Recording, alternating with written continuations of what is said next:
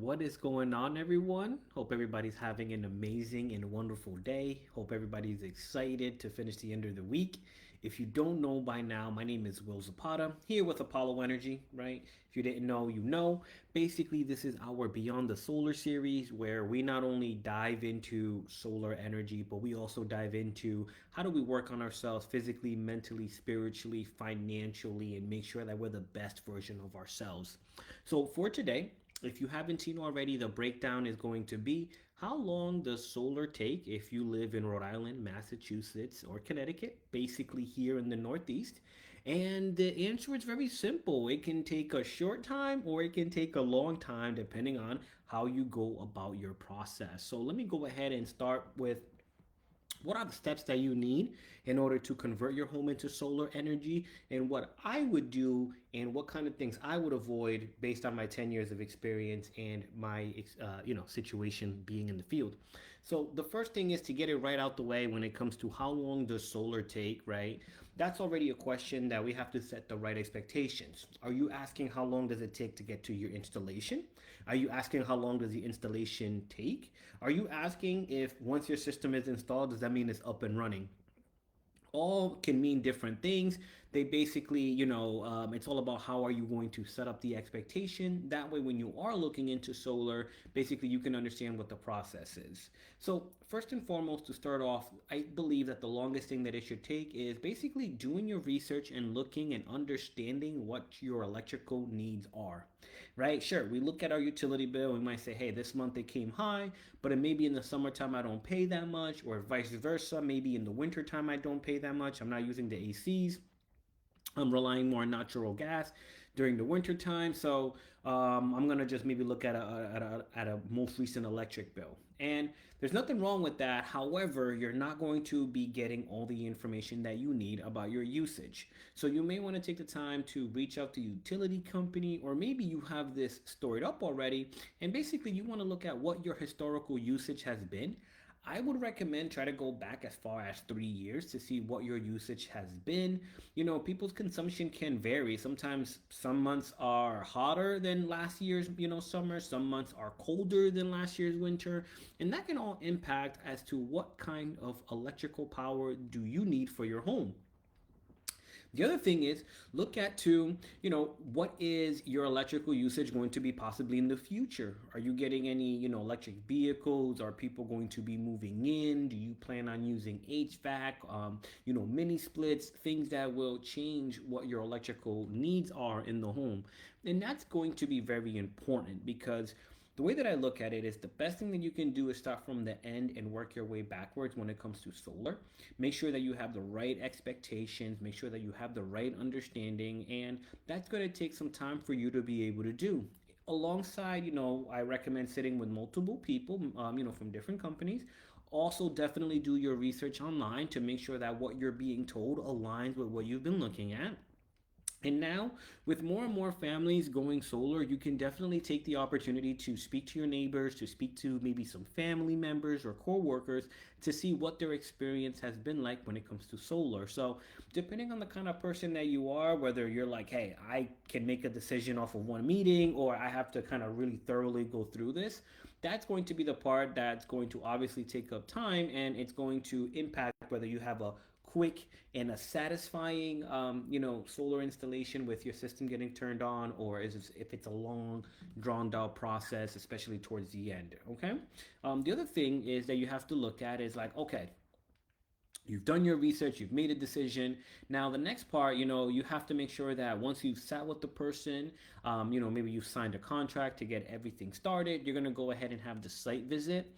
Depending on how busy the company is, or how they're located, or how far they're willing to expand, that site visit can take anywhere between the next day, or it can take anywhere between 7 to 10 business days, depending on what your availability is alongside with the company. Now, after they've done that, they've gone to review your home. They've looked at everything. They'll let you know whether your home is good as far as your roof is in good condition, your electrical panel is in good condition, and maybe some other subsequent parts of the home are good. Then basically you'll go through a review where it has either internal engineers or maybe sometimes third parties will get hired to make sure that their opinion is not swayed just because they want the installation done. That might take some time. It can either be a week to 7 days, depending on what the processes is. It is going to vary from company to company, from area to area, state to state. So definitely make sure that you are doing your research when it comes to that. Now, from there, you do have to get the approval of the utility company. And from my experience, I've seen some utility companies take, they'll give you a quick turnaround to give you a response. Some of them take a minimum of 30 days, just depending on how they work and depending if the information that was submitted by your installer was correct. That is something that will definitely delay how quickly your installation can happen. If you're having a lot of mistakes that you have to go back and forth, if you're seeing that things are not done correctly, it's just going to take longer time because they have to go back and forth and correct those things before the utility company will accept it. From there, you should come back, get a final design, you'll get the approval from the utility company, and then you go ahead and you can submit for permits. Now, again, this is going to vary. Have seen certain parts of Texas where you can literally do an installation in 3 days. And then if you're in parts of Florida, it may take you 6 months to see an installation. So it's very important to understand and do your research to see how your area works because it can definitely vary. And where it's going to vary is in that permitting and seeing what the utility company decides. Again, some areas quick turnaround, some areas is just you send them an email, they're just really quick to respond. Certain areas you got to write in, you even have to mail. I've had it happen to me in the western part of Massachusetts. They had to mail the information, and as you can imagine, that can obviously delay them receiving that information. Once you're able to receive back your permits, you'll go ahead and do a review, scope of work, making sure that everything is good to your liking, and then typically you'll get your installation scheduled, right? And depending on when that comes back, it could be 7 days from there that they'll schedule your installation. Sometimes they'll be able to do a real quick turnaround. As soon as you get approved, you can go ahead and have your system ready for installation. From there, you will have to do a post installation inspection.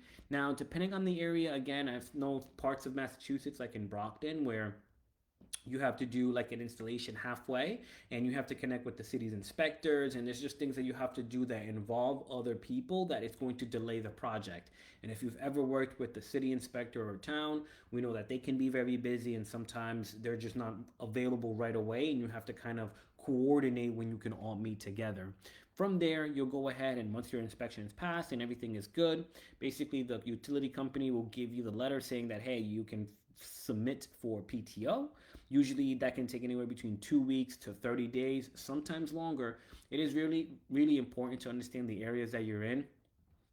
Solar is still something that is being introduced into certain parts of the country. It may look like maybe where you live solar is everywhere. I know if you're in California it definitely seems that way. Even here in Massachusetts it can feel that way as well. But believe it or not, utility companies, inspectors, they're still getting on board with how solar works.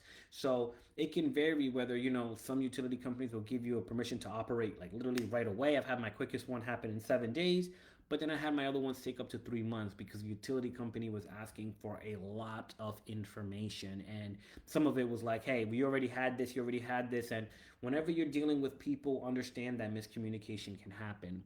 But I say that the most important thing is to make sure that you're always communicating with your sales rep or your installer, and they're able to keep you up to date on any update when it comes to your project.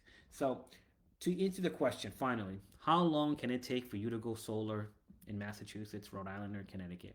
In my own experience, depending on what stage of the solar process you're talking about, but if we're talking about just, hey, we're looking to be able to get the solar installed, depending on where it is, it can be 30 to 45 days on the short end. I've seen 60 to 90 days on the long end. And then when it comes to the back end, how long does it take for your system to turn on? I've seen a quick turnaround time of 2 weeks. I've seen 30 days, and then I've seen some horrendous time of 3 months. So with that being said, I hope that that gave you a bit more clarity as to how solar can work when it does happen in Massachusetts, Rhode Island, and Connecticut. If you do have any questions and you want to know specifically about what it would look like for your home, please feel free to go ahead and send us a message or reach out to us here live, or reach out to our on our website, or feel free to give us a call. We'd be more than happy to break it down and see what solar can look like for your home and if it even makes sense. Thank you all for taking the time to meet with me. I hope you all have a great day.